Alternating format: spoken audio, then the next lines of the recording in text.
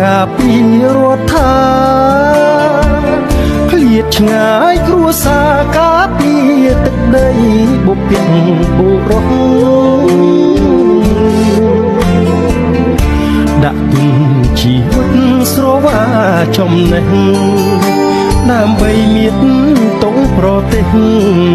សូមគុណដល់ដូនតាយើង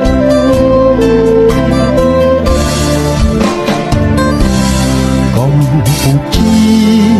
ខ្ញុំសូមសច្ចាស្មោះស្ម័គ្រ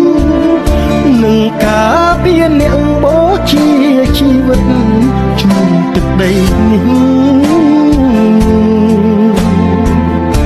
ពុកម៉ែប្រពន្ធបងប្អូននៅផ្ទះបនស្រន់បួងសួងសំពះ